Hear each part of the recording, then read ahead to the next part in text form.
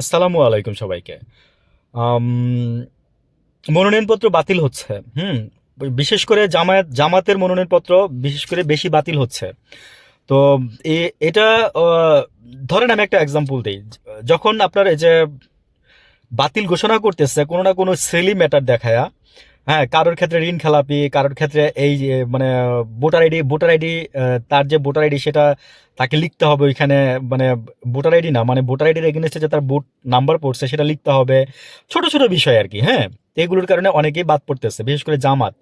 তো মজার এবং ইন্টারেস্টিং বিষয় হচ্ছে যে পুলিশ পিছন থেকে হাততালি দেয়।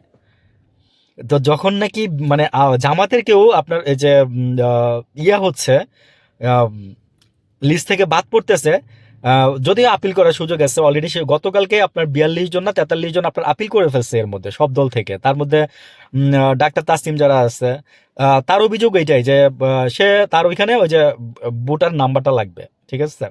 তো এটা দেওয়ার কোনো প্রক্রিয়া কি মানে ছিল না, আমি জানি না।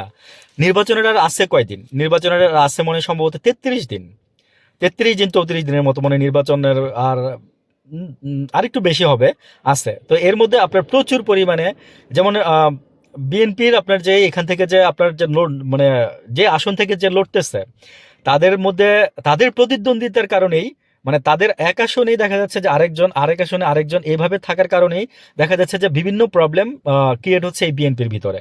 এখন এই বিএনপি কি করবে? বিএনপির আমি যে বললাম না যে তারেক জিয়া জাস্ট মানে জাস্ট চুপচাপ আছে, কোনো কিছুই বলে না।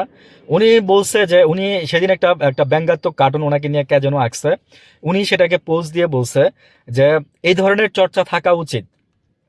ভাল লাগে, দেখলে ভাল লাগে। কিন্তু যদি মিল পাইতাম, যদি কথার সাথে কাজের মিল থাকতো, তাহলে আরো বেশি ভালো লাগতো আমার কাছে। তো আসলে কি যে তারেক জিয়া 17 বছর বাংলাদেশে ছিল না।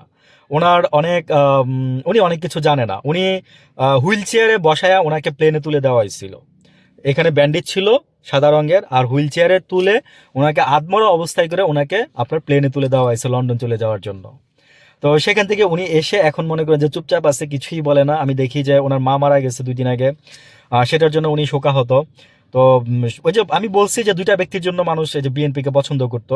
এখন তারেক জিয়া বাংলাদেশে আসছে, আর সব প্রশাসন, তারপরে যে আমি নাম নাই নেই, সরকারের অনেক উইং গিয়ে গিয়ে আপনার মনে করেন যে এমন করে পাটা তারেক জিয়ার পায়ের কাছে নোয়াই দিচ্ছে। তারা জেনে গেছে, বুঝে গেছে যে তারা চলে আসবে। তার মানে বুঝতেছেন তো সামথিং ওয়াজ রং। এরকম না হলে তো আর এরকম হওয়ার কথা না। ভাই আমি তো জ্যোতিষী না, না, যে আমি কিভাবে জানবো? তাহলে আপনি কিভাবে জানেন? আপনি কিভাবে জানেন? নিশ্চয়ই ডট ডট ডট। ভালো থাকবেন।